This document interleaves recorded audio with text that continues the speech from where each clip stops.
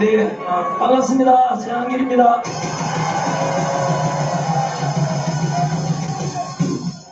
네, 오늘이 2026년 7월 18일 토요일인데요.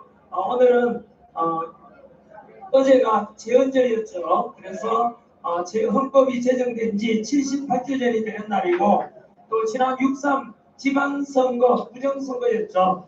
그 지방선거가 있은 지 오늘로서 46일째 되는 날입니다.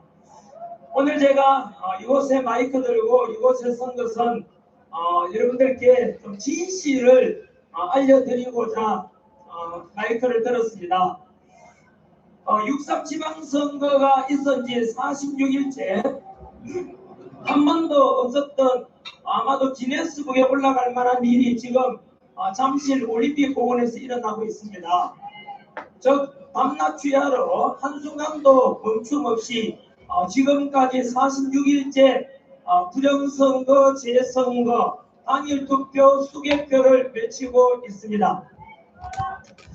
아마도 잠실에서 지금 벌어지고 있는 이런 함성과 요구가 관철될 때까지 결코 멈추지 않을 것이고, 그리고 반드시 관철되어서 자유대한민국의 빼앗긴 참정권을 되찾고, 그리고 모든 4,400만 유권자들이 제대로 투표를 할 수 있는 이런 자유대한민국이 실현될 수 있을 것이라 저는 믿고 있습니다. 부정선거에 관한 것은 오랫동안 문제제기되어 왔지만 다들 음모론이다, 거구론자 아니냐라고 했지만, 이제 통계에 의하면은 20대 청년들의 53%가 부정선거가 실체라는 걸 믿게 되었고, 그리고 일반 국민들의 42%가 부정선거는 있었다라고 믿게 된 것입니다. 그래서 이번이 바로 하늘이 내린 마지막 기회라고, 저는 부정선거 척결의 마지막 기회라 생각하고, 이것은 결국 제2의 4.19 혁명으로 일어날 것이고, 그래서 제대로 된 투표가 이제 실시되는, 그래서 올림픽 잠실에서 잠실 올림픽 공원에 지금 일어나고 있는 그 운동은 결국에는 제2의 4.19 혁명이 되고, 그 장소는 제2의 광화문의 광장에 지금 현재 와보니까 저 깜짝 놀랐습니다. 어제 제헌절 기념이기도 하지만은 헌법을 지키고자 하는 그 마음을 담은 국민들이 이렇게 많이 모였을 줄 몰랐습니다. 지금 현재 대형 스크린이 뒤돌아보시면은, 제가 저기 끝에부터 걸어왔는데요. 현재 뒤돌아보시면 이 많은 인원에 거의 3배가 지금 뒤에 안 보이는 곳에 있습니다.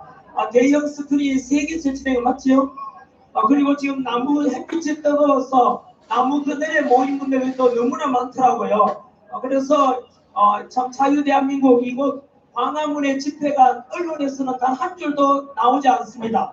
정광훈 목사님께서 말씀하시다가 조금 센 표현이 있으면은 그것만 콕 집어가지고 악의적 편집을 통해서 정광훈 목사님에 대해서 이상한 사람으로 언론에 보도하고, 광화문에 모인 집단들도 이상한 어떤 그런 정치 집회로 언론에서는 악의적으로 보도해 왔습니다.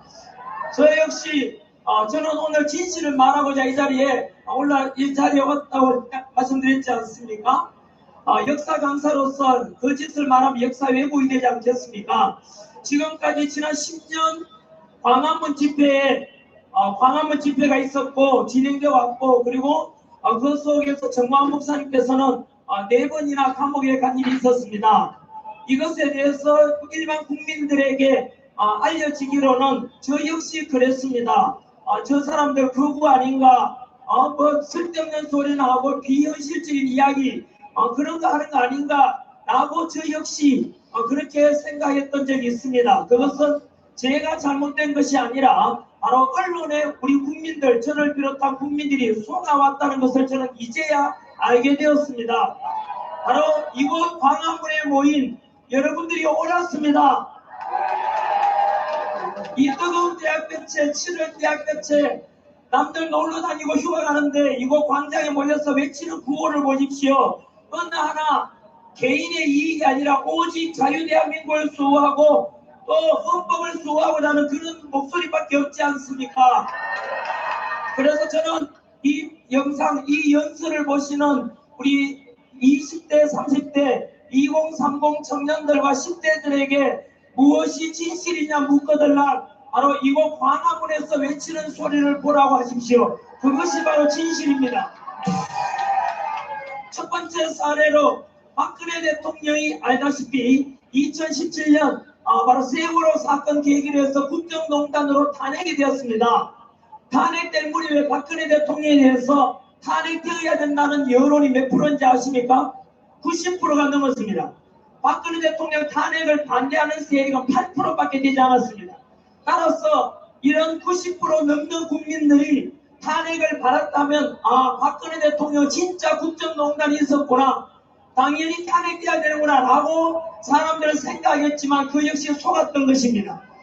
박근혜 대통령이 파면된 뒤로 불과 얼마 10년이 지나지 않은 지금 박근혜 대통령의 탄핵 사유가 되었던 바로 태블릿 PC라든가 최순실에 의한 바로 공동연설을 작성하고 청와대에서 박근혜 대통령이 구판을 벌이고 이상한 짓 했다는 걸 모두 가짜로 드러났습니다.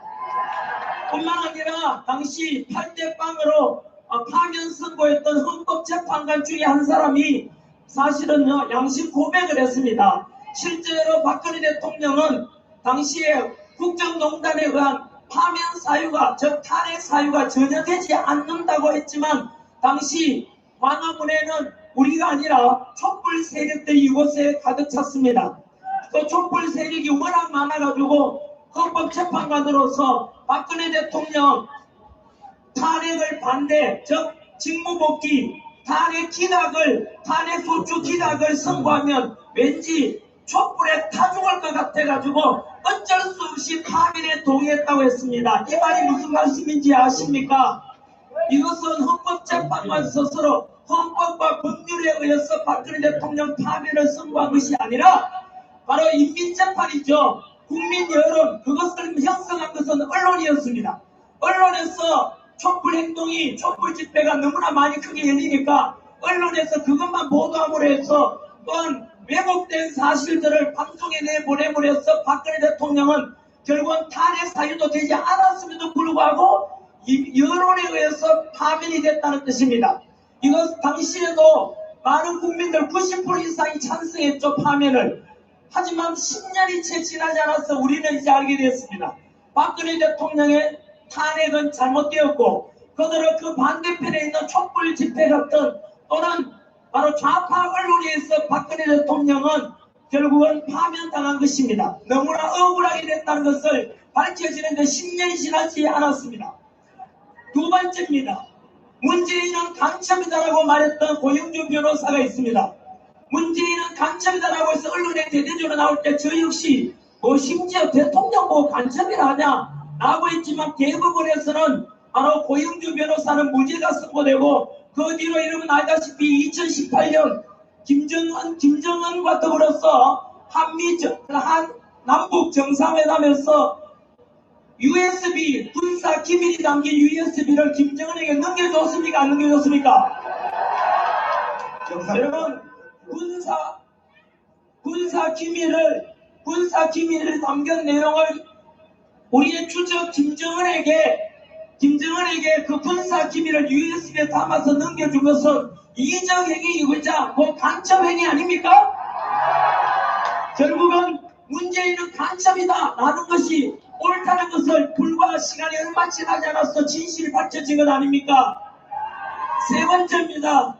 윤석열 대통령의 비상계엄은 바로 탄핵 사유다라고 해서 2025년 4월 4일날 파면이 선고됐습니다. 8대 빵이었습니다.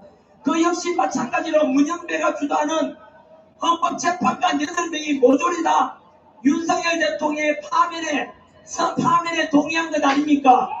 그때 파면 사유 지금도 유튜브 가면 있습니다. 문영배가 선고한 22분짜리 그 선고문 다시 한번 들어보십시오. 결정적인 파면 사유 3가지가 나옵니다. 바로 특전사령관 곽종근이 국회로 들어가려는 국회의원들을 끌어내라고 했던 것, 그리고 두 번째 국정원 차장 홍장원이 메모 속에 정치인 체포에 관한 것이 있었다. 세 번째, 한덕수 국무총리의 정언, 즉 윤석열 대통령이 비상기업을 선포하려고 하면 국무회의를 거쳐야 되는데 국무회의를 거치지 않은 것이 이 세 가지가 결정적인 바로 국헌문란이었다라고 해서 결국 파면을 선고했지만 그 뒤로 윤석열 대통령 파면된 이후로 원하지 않았던 6.3 조기 대선이 있었고 그 조기 대선 결과 이재명 정권이 탄생했고 이재명이 임명한 조은석 내란특검팀이 생중계를 통해서 바로 헌법재판소에서 뺐던 내란 재판이 지기현 판사의 주도 속에서 전개되면서 아까 윤석열 대통령이 판대빵으로 파면된 결정적인 국헌문란에 관한 것이 모두 거짓으로 드러납니다. 첫 번째, 곽종근 특전사령관의 국회의원들 끌어내라고 말했던 것 역시 거짓으로 드러났지 않습니까? 두 번째, 홍장원의 바로 정치인 체포 메모 역시 그것이 4번이나 바뀌고 지렁이 메모 이 사람도 그거 전부 가짜라는 거 드러났지 않습니까? 세 번째, 한덕수 국무총리의 비상기업 때 선거 때 국무회의가 열리지 않았다는 거 스스로 자기 죄 형량을 줄이기 위해서 스스로 위정했다라고 실토를 했습니다. 이것을 볼 때 결국 윤석열 대통령의 2024년 12월 3일날 비상기업 선포가 국헌문란이었다. 그래서 2025년 4월 4일 문영배 헌재 소포장 대행이 선고한 바로 판대빵으로 윤석열 대통령을 파면한다 이란 선고는 모조리 거짓이 된 것입니다. 박근혜 대통령하고 정확히 똑같습니다. 심지어 제가 저는 진실을 말하기 위해서 올라왔다고 그랬습니다. 박근혜 대통령 8대빵으로 파면할 때와 윤석열 대통령 8대빵으로 파면 선고하는데 그 선고문 내용에 상당 내용이 일치합니다. 알고 계십니까? 놀라운 만큼 똑같은데요. 이처럼 윤석열 대통령의 비상기업이 국헌문란으로 파면, 8대빵 파면된 것은 역시 그것이 잘못된 것이고 윤석열 대통령의 파면은 무효이자 잘못된 것이라는 것을 깨닫는 데는 불과 아까 박근혜 대통령 10년이 채 지나지 않아서 박근혜 대통령에 대한 파면 선고를 잘못되었고 탄핵은 결국 있어서는 안 된 일이 정치적으로 반대파에 의해서 저 친중 종북 좌파 세력에 의해서 결국 억울하게 박근혜 대통령 파면당한 것이고 윤석열 대통령 역시 밝혀지는데 1년이 채 지나지 않아서 우리는 진실에 의해서 접근하게 된 것입니다. 그래서 윤석열 대통령의 8대빵 파면은 무조건 무효가 되는 것입니다. 그 다음 일어난 일이 무엇입니까? 바로 46일 전 2026년 6월 3일 지방선거였습니다. 그동안 25년 동안 부정선거는 자행됐습니다. 저는 개인적으로 원래는 좀 진보 상식적인 사람으로서 노사모 출신입니다. 저는 숨기지 않습니다. 진실을 말한다고 했지 않습니까? 그 때문에 보수 우파로부터 저는 손가락질 받고 욕 많이 얻어먹습니다. 저런 일 진짜 보수 맞냐 진짜 우파 맞냐 하는데 저는 그 당시에는 그냥 정치적으로 좌우에 대해서 역사 강사로서 치우침이 없었다라고 말씀드리고요. 그냥 노무현에 대해서는 그냥 인간적으로 고졸 출신으로서 그냥 서민 대통령으로서 인간적으로 좋았다는 것 뭐 그 정도입니다. 다만 놀라운 사실이 뭐냐면 2022년 한일 월드컵 할 때입니다. 그때 12월에 있었던 16대 대통령 선거에서 보수 우파의 이회창 후보가 나왔고 진보 좌파의 당시에 노무현이 나왔는데요. 그때 노무현 후보가 당선된 것이 부정선거였다는 것을 저는 지난해 알게 됩니다. 그때가 뭔지 압니까? 그 16대 대통령 선거가 바로 전자투표 시스템을 처음으로 썼을 때입니다. 그때 사실은 노무현이 떨어지고 이회창 후보가 당선돼야 되는데 부정선거로 노무현이 당선됐다는 걸 알고 난 뒤에 저는 어떻게 이런 일이 있을 수 있는가? 여러분 그게 바로 전 중앙선관위 노조위원장 한성천 위원장의 정언입니다. 그래서 결국 노무현도 지금 가짜였던 것입니다. 그리고 그 뒤로 25년 동안 부정선거가 선거 때만 있었지만 처음에 부정선거다라고 했던 사람들을 우리는 손가락으로 저 사람은 음모론자다 그리고 극우다 라고 했고, 이곳 광화문에 모인 정광 목사님을 비롯한 여러분들의 목소리 역시 언론에서 비춰지기는 거구나 정치 정신병자들 아닌가 라고 많이 알려졌습니다만은 저는 이제 알고 있습니다. 아까 처음에 말씀드린 건 누가 알았습니까? 저 소름 끼치는 거 보이십니까? 바로 저 역시 한때는 광화문에 모인 사람들이 거구다 이상한 사람들 아닌가라고 했는데 그것이 바로 언론에 의해서 저는 제가 속았다는 걸 아까 말씀드린 이제 깨달았고 결국 10년 가까이 이곳 광화문을 매 주말마다 지켜온 여러분들 그리고 이 단상에서 외쳐진 그 연설과 목소리들이 모두 옳았다는 것을 이 시간을 통해 선포합니다. 박근혜 대통령 탄핵을 반대했던 것도 바로 이 장소 아닙니까? 문재인 간첩이고 문재인 결국은 간첩 공산주의자라고 했던 것도 역시 이곳 아닙니까? 그리고 지금 이곳에서 외치듯이 윤석열 대통령의 비상기업은 절대 탄핵 사유가 될 수 없다. 바로 내란 수사권도 없는 공수처가 윤석열 대통령의 불법 체포와 불법 구속 모든 것은 잘못되었다라고 말한 것이 바로 이 단상 아닙니까? 그리고 앉아 계시는 여러분들께서 윤석열 대통령의 탄핵을 반대한다고 했던 거 아닙니까? 그것이 여러분 진실이었습니다. 여전히 정치 반대편에 있는 사람들은 그것을 인정하려고 하지 않겠지만 저는 2030 청년들과 미래 세대들에게 역사 강사 출신으로서 그리고 저는 꿈에라도 거짓말하지 말라는 제 삶의 신조 그대로 여러분들이 옳았다는 것을 명확히 저는 선포합니다. 6.3 지방선거에서 오늘로 46일째입니다. 현재까지 밝혀진 바로 다 알다시피 투표용지가 부족해서 결국은 많은 사람들이 집으로 돌아갔습니다. 이것은 이만한 저만한 일이 아닙니다. 다시 말하면 투표를 나는 집에서 6월 3일날 당일날 텔레비 보고 영화 보고 놀다가 그냥 귀찮다 찍기 싫다 어느 후보도 마음에 안 든다 그래도 투표하러 가고 말고는 국민의 권리입니다. 투표에 참여 안 할 권리도 있습니까 없습니까? 있습니다. 하지만 내가 투표하겠다고 했는데 국가에서 투표를 못하게 막았다면 투표용지가 부족했다면 그 자체가 바로 국가문란이고 바로 선거는 무효가 되는 것 아닙니까? 어떤 사람은 이렇게 이야기합니다. 야, 그 투표 그날 투표장에 왔다가 투표용지가 없어가 집으로 돌아간 사람 몇 명 안 된다. 그리고 당 없어 그때 애들 오세훈하고 정훈하고 당락이 바뀌지도 않는다. 하지만 여러분 귀찮은데 그냥 넘어가자. 이것은 중대한 헌법 위반 사항입니다. 우리가 귀찮다고 넘어갈 문제도 아니고 당사자가 그날 투표하고 싶었는데 못했다고 내가 당사자가 아니라고 해서 함부로 그런 말 하면 안 됩니다. 대한민국 헌법 제1조 가장 중요한 게 1조에 들어가지 않겠습니까? 대한민국 헌법 제1조에 뭐라고 명시되어 있습니까? 대한민국은 민주공화국이라고 되어 있지 않습니까? 민주공화국의 민주 뜻이 무엇입니까? 백성민자의 주인주자입니다.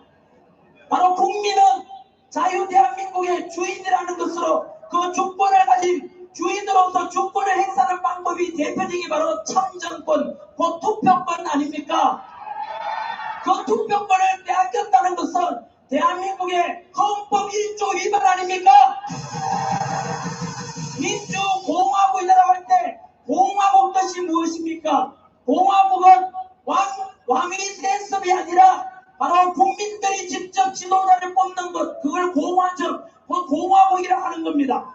국민들이 직접 지도자를 뽑는 걸 공화국이라고 한다면 그 직접 뽑는 방법이 바로 무엇입니까?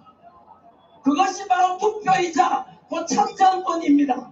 따라서 6.3 지방선거에서 투표용지가 부족해서 투표를 못했다는 것은 헌법 제1조 민주공화국이라고 할 때 민주에도 위반되는 것이고 공화국에도 정면 위배되는 것입니다. 따라서 6.3 지방선거는 명백히 대한민국 헌법 제1조 위반 사항이 되는 것입니다. 거기에 맞서서 헌법 24조에는 분명히 대한민국 국민에게는 참정권이 있다고 명시되어 있습니다. 헌법 24조 모든 국민은 법률이 정하는 바에 의해서 선거권을 가진다고 되어 있지 않습니까? 이 말은 결국은 투표용지가 부족했다는 것은 대한민국 헌법 제1조를 부정한 것입니다. 1조 2항이 대한민국 민주공화국이다라고 되어 있고 1조 2항이 대한민국의 주권은 국민에게 있고 모든 권력은 국민으로부터 나온다고 명시되어 있지 않습니까? 그 주권 행사이자 참정권 행사가 바로 투표권인데 이번 지방선거에서는 그 투표권이 부족했다는 것은 헌법 위반이고 그 헌법을 위반한 국권문란입니다. 그것을 저지른 세력이 누굽니까? 바로 선관위가 될 것이고 1차적으로 만약에 선관위가 대한민국 헌법을 위반했기 때문에 그 헌법 위반에 대해서 정면으로 위반했기 때문에 거기에 맞선 우리 국민들은 우리 주권과 참정권, 헌법에 보장된 참정권을 되찾기 위한 우리의 자유적이고 평화적인 이 투쟁, 올림픽 공원에서 이루어지고 있는 이 투쟁은 정당한 헌법에 근거한 우리의 주권과 참정권과 국민의 권리를 되찾기 위한 것으로 우리 국민들의 저항과 투쟁은 헌법에 보장된 것 아니겠습니까?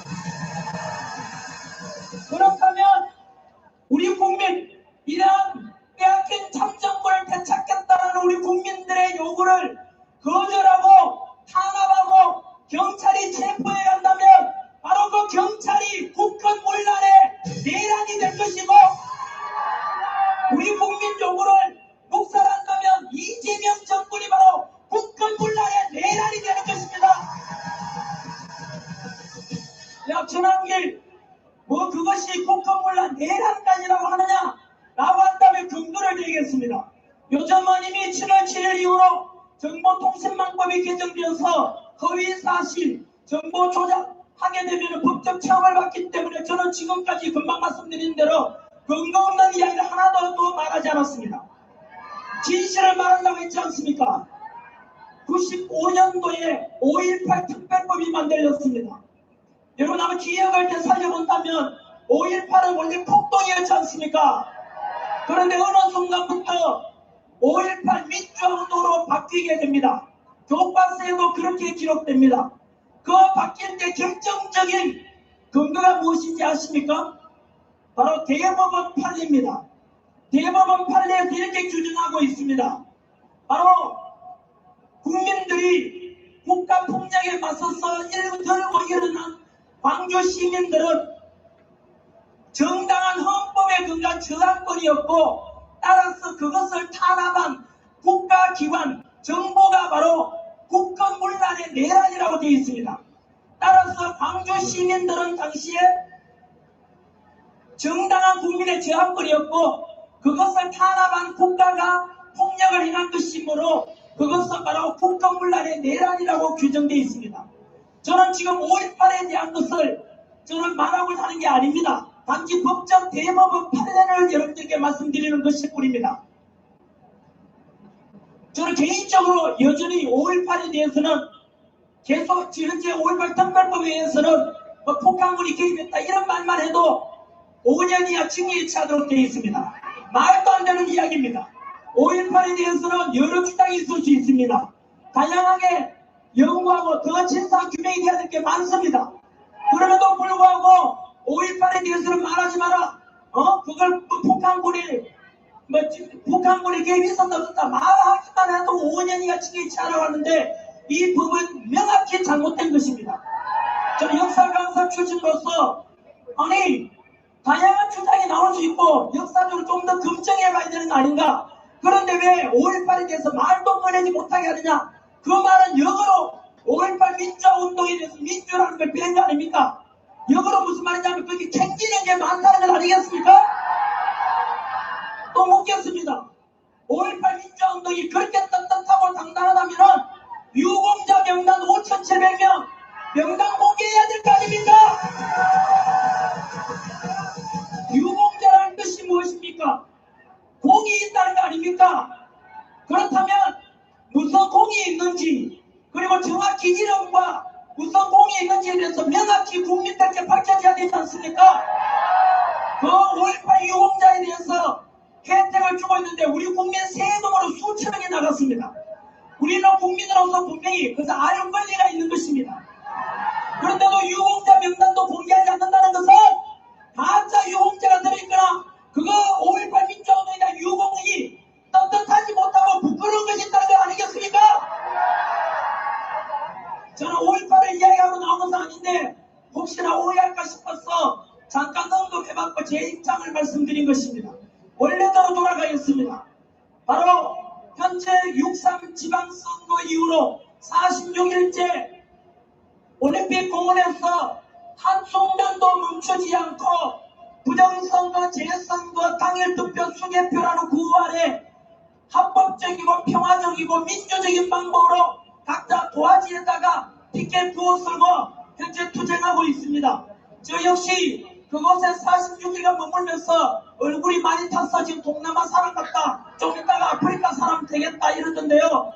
여러분, 현재 올림픽 공원에 모여있는 부정선거에 대해서 맞서 싸우고 있는 우리 국민들, 우리 시민들에 대해서 이재명 정부는 조용히 빨리 사그라들길 바라고 있을 것이고, 우리가 원하는 특검이라든가 야당 주도 특검이라든가 재선거 당일투표 수개표에 대한 요구가 전혀 받아들이지 않는다고 우리는 끝까지 투쟁할 것인데요. 이재명은 이걸 빨리 사그라들길 바라고 경찰력, 즉 공권력을 투입해서 진압을 할지 모릅니다. 저는 미리 선포합니다.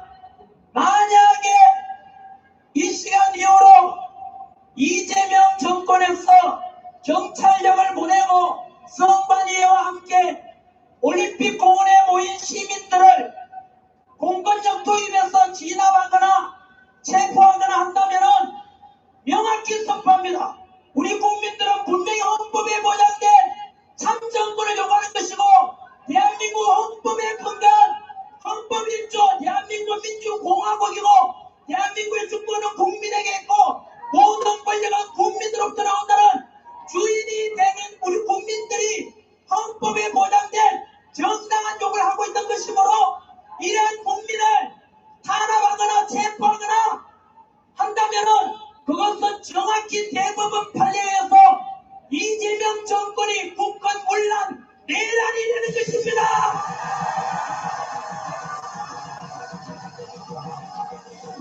따라서 이 시간 이후로 올림픽 공원뿐만 아니라 인천, 광주, 대구, 부산, 포항, 경주, 통영 그리고 부천, 전국, 번방곡곡에서 부정선거에 맞서서 우리의 구호 부정선거, 재선거, 당일투표, 수개표를 요구하는 우리 국민들은 정당한 것이고 헌법에 근거한 것이므로 만약에 이들에 대한 강제 체포나 진압이 있으면 끝까지 맞서 싸우십시오.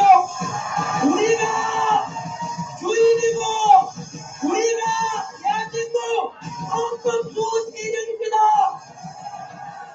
이런 우리의 헌법 수호하고 나는 자유 대한민국의 국민을 체포, 강제 진압한다면 그 진압의 주체인 이재명 정권과 그 하수인이라는 선관위와 경찰이 모두 국가문란의 내란입니다.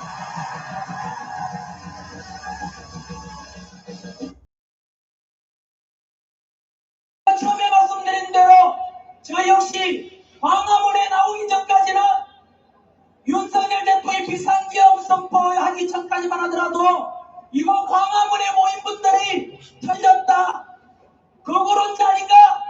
이라고 빗다가게 생각이 섰습니다.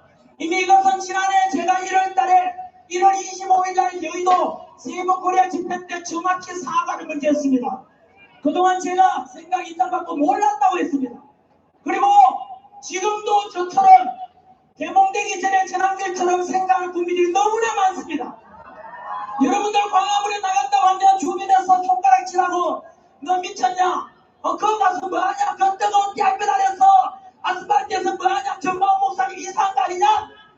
라고 하는 사람이 있다면 그 사람들 역시 진실을 모르고 있기 때문이고 언론에 속았기 때문입니다. 지난 10년간 이곳 광화문을 꿋꿋하게 지켜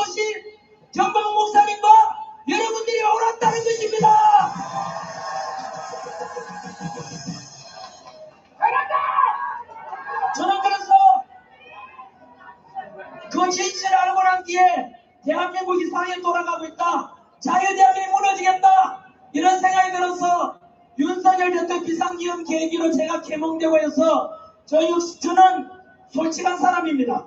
있는 그대로 이야기합니다. 그래서 그 진실을 역사 강사 출신으로서 국민들과 청년들에게 알리기 위해서 1년 반 동안 지금까지 모든 걸 내팽개치고 지금까지도 윤핵인과 부정선거 첩들과 그리고 가짜 보수, 가짜 우파들이 있습니다. 한동훈이 거짓을 하고 있고, 그리고 이준석, 한동훈, 오세훈, 그리고 김무성, 그리고 가짜 농객입니다. 보수도 아닌데 보수 농객하고 있는 조갑제나 정규제, 그리고 감동등장 김종인 같은 이런 인간들이 내각제 세력이고 이들이 가짜 보수 우파라는 것을 알고 있습니다. 그들에 맞서서 저는 끊임없이 목소리 내왔고, 그리고 윤석열 대통령이 비상계엄 선포 때만 하더라도 부정선거 척결을 위해서 계엄군을 국회보다 더 많은 290명의 계엄군을 선관위에 보내는 걸 보고 이상하다 생각했지만 그 뒤로 저는 윤석열 대통령이 옳았다는 것을 알게 되었습니다. 국회보다 더 많은 계엄군을 선관위에 보낸 이유 이제 아시겠습니까? 윤석열 대통령으로서 더 고급 정보를 가지고 계셨을 것이고, 당시에는 이해 못했지만 이번 6.3 지방선거를 치르고 난 뒤에 부정선거가 무려 25년 동안 자행되어 왔고, 그 원흉이 바로 전자투표 시스템이었고, 그래서 전자투표 시스템을 없애기 위해서 우리는 수개표를 한다는 것이고, 또 부정선거의 원흉이 바로 사전투표이기 때문에 사전투표 없애고 당일투표를 하자는 것 아닙니까? 이런 윤석열 대통령의 비상계엄 선포할 때 이제는 진실을 알게 되었고, 뿐만 아니라 반국가 세력 척결을 위해서 비상계엄 선포한다고 할 때 도대체 반국가 세력이 어딨나 하고 생각했습니다. 좀 심한 거 아니냐? 더불어민주당이 무슨 반국가 세력이냐 라고 했는데, 저는 1년 윤석열 대통령의 진실을 알기까지는 불과 한 달 걸리지 않았습니다. 그래서 2025년 1월 달에 저는 알게 되었지요. 윤석열 대통령이 왜 비상계엄을 선포했을까? 멀쩡하게 대한민국에 왜 비상계엄을 했을 때 먹고 살기 바쁘고 무관심해가 넘어갔던 22번의 당시 탄핵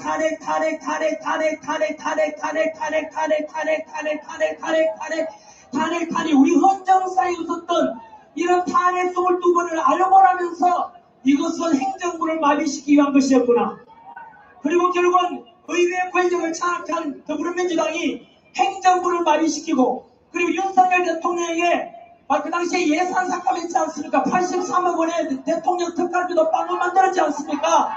이것은 뭐냐? 결국은 행정부 윤석열 대통령을 마비시키기 위한 것이었구나. 그 뒤로 또 알게 된 것이 윤석열 대통령이 2022년 5월 달에 대통령 취임하는데, 대통령 취임하기 전부터 2년 반 동안 우리가 178회, 2년 반 동안에 178회에 걸쳐서 윤석열 대통령에 대해서 탄핵과 파면을 외쳐왔던 바로 촛불행동, 정교조, 민노총이 하나가 된, 그리고 그 배후에 더불어민주당이 하나가 되어서 무려 178회에 걸쳐서 윤석열 대통령에 대해서 탄핵을 주장했던 걸 알게 되었습니다.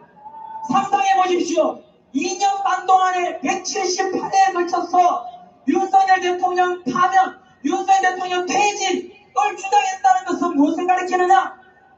그것은 윤석열 대통령을 인정하지 않는 거 아닙니까? 그들이 바로 반국가 세력 아닙니까? 그 반국가 세력이 누굽니까? 그 촛불행동 주도하는 촛불행동 외 뒤에는 정교조가 있었고, 민노총이 있었고, 그리고 더불어민주당이 있었지 않습니까?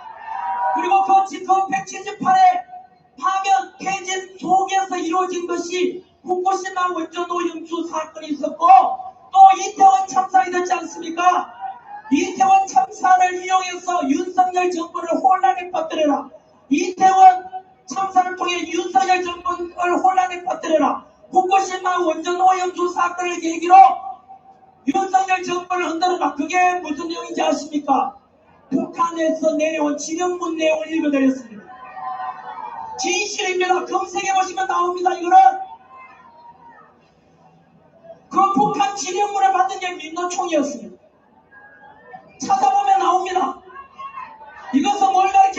아십니까?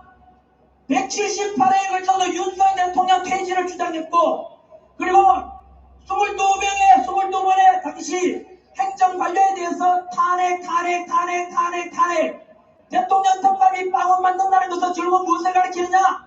그것은 국가 전체를 마비시키고 행정부를 마비시켜서 결국은 윤석열 대통령, 국민이 뽑은 윤석열 대통령 인정하지 않는 것이고, 그것을 주장한 단체가 민노총, 정교조, 그리고 더불어민주당이 있다는 걸 알면서 이들은 한통속이고 결국은 이재명 정권 이후에 민노총 간부가 지금 고용노동부 장관입니다. 정교조 출신 최교진이가 교육부 장관입니다. 아시겠습니까? 교육부 장관이 정교조 출신이고 민노총 출신이 현재 김영훈 고용노동부 장관입니다. 이것은 무엇을 가리키느냐? 바로 윤석열 대통령이 비상기업 때 언급한 반국가 세력이 바로 더불어민주당이고 민노총이고 정교조라는 게 드러난 거 아닙니까? 이렇게 진작부터 외쳐오고 이곳 광화문에 모여서 여러분들이 외쳤던 것이 진실이었다는 것을 한 번 더 강조합니다. 윤석열 대통령 비상기업이 내일 아닙니까? 한 번 더 묻습니다. 대통령의 비상기업 선거가 내일 아닙니까? 비상기업이 내일 아닙니까? 비상기업에 대해서 선거했다. 뭐라고 비상기업까지 선포했냐라고 잘잘못에 대해서 비판은 할 수 있고 지지는 할 수 있더라도 결코 내란이 될 수는 없는 거 아닙니까? 비상기업이 내란이라는 근거를 가져와 보십시오. 단 하나라도 가져와 보십시오. 그러면 지기현 판사는 왜 무기징역을 선고했느냐? 왜 문영배나 8대0으로 윤석열 대통령 파면을 선고했느냐? 문영배가 선고한 8명의 헌법재판관 아까 제가 말씀드렸지 않습니까? 홍장원의 메모 가짜, 곽종건 특정사령관의 진술 거짓, 그리고 한덕수 국무원 총리의 위정, 조지호 경찰청장의 거짓말, 이 네 가지가 결정적인 국헌문란 목적의 파면 사유였지만 그 네 가지가 모두 가짜라고 드러나지 않습니까? 결국은 문영배를 비롯한 헌법재판관들은 박근혜 대통령 때처럼 윤석열 대통령이 파면 사유도 안 되는데 파면을 시킨 것으로서 저는 지난해 4월 4일 선포했습니다. 헌법재판소에서 선고를 하니까 일단은 내가 선고는 하겠지만 두고 봐라. 끝까지 들어갈 것이라는데 그것이 오늘에 이어지고 있는 것입니다.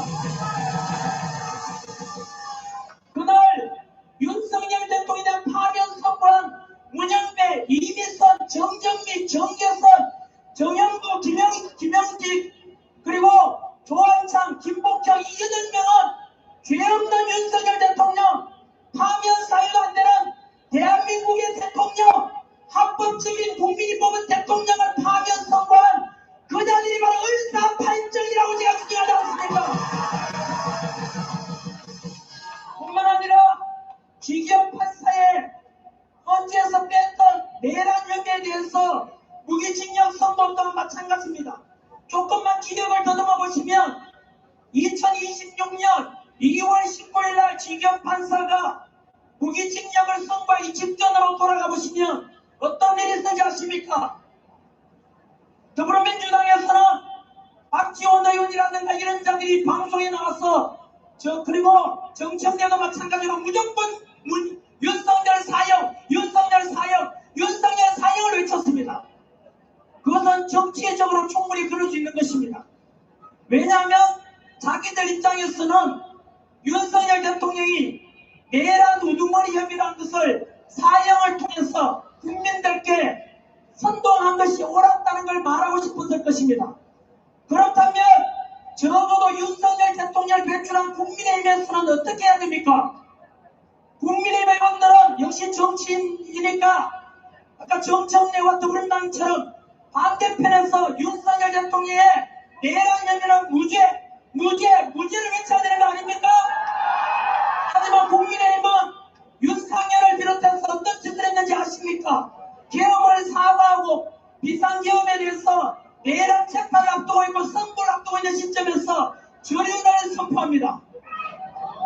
이것은 뭘 가르치는지 아십니까? 쥐견 판사라여가 네가 사형을 선고한단 말도 우리 국민의힘은 모르겠다는 신호입니다.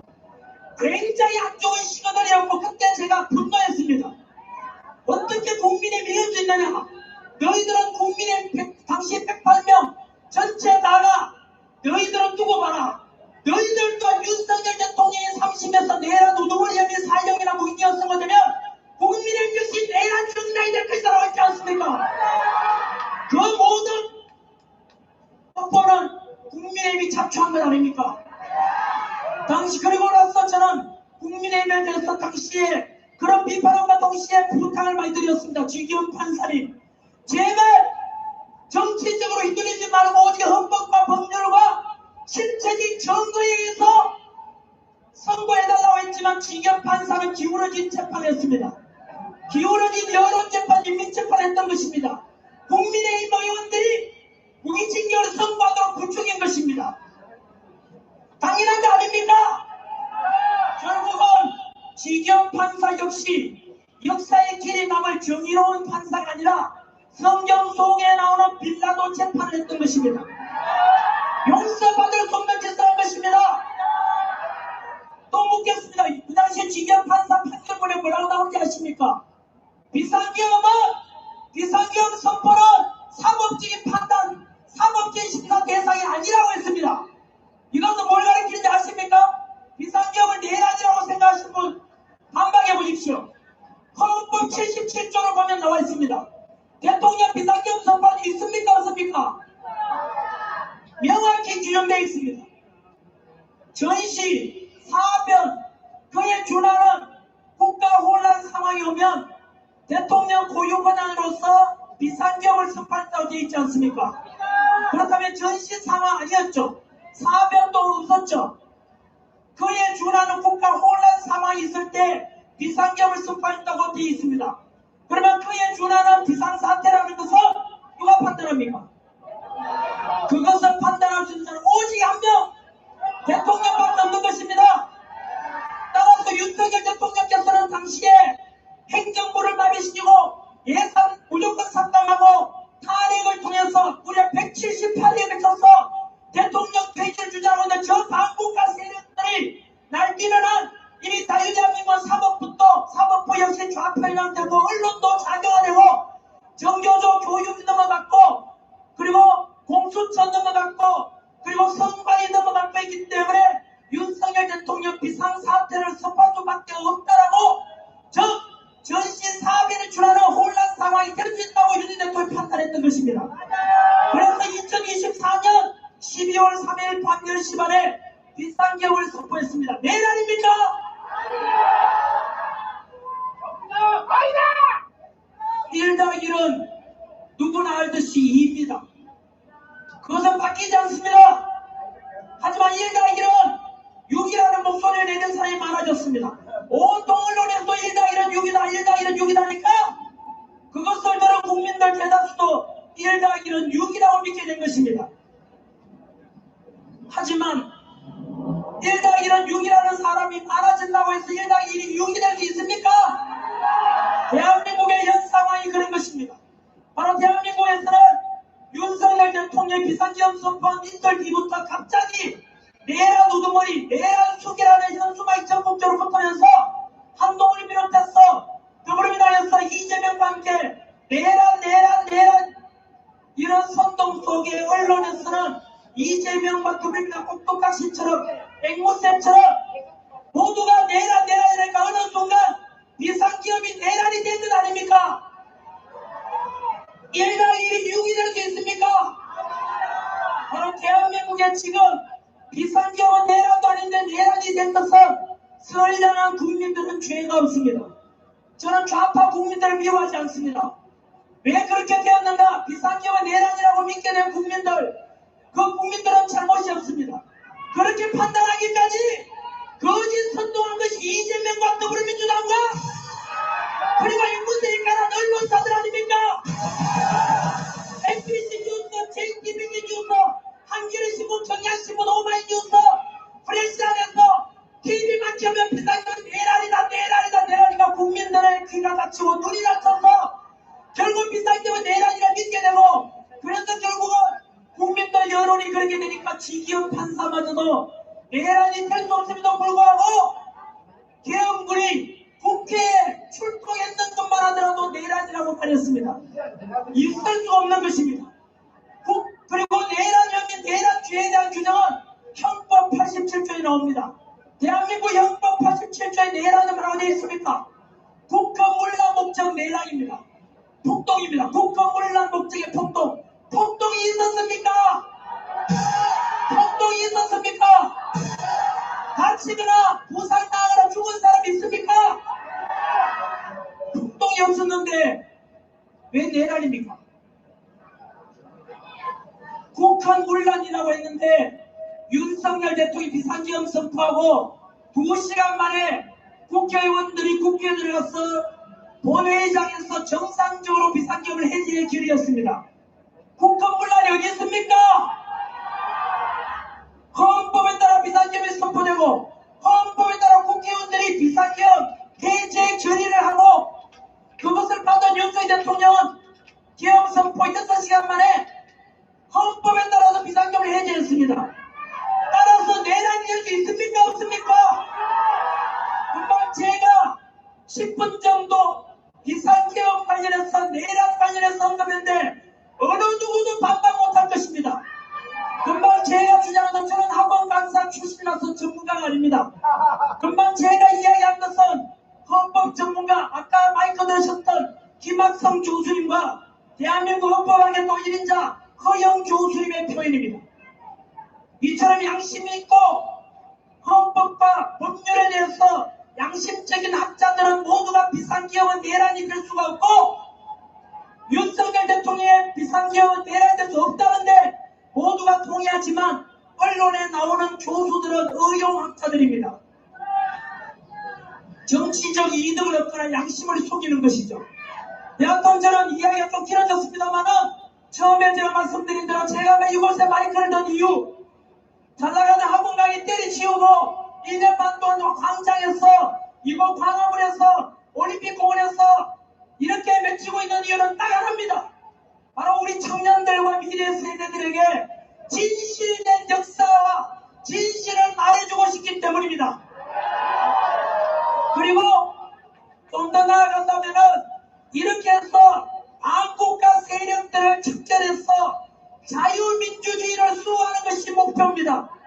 그 자유민주주의 수호하기 위해서는 죄도 없는 윤석열 대통령이 감옥에 가게 되고 수사권이 없는 내란 수사권이 없는 공수처가 불법 체포, 불법 구속한 것도 잘못된 것이며 그로 인해서 윤석열 대통령은 석방돼야 되고 비상계엄은 절대 내란이 될 수 없기 때문에 저는 유덕의인을 주장하는 것입니다.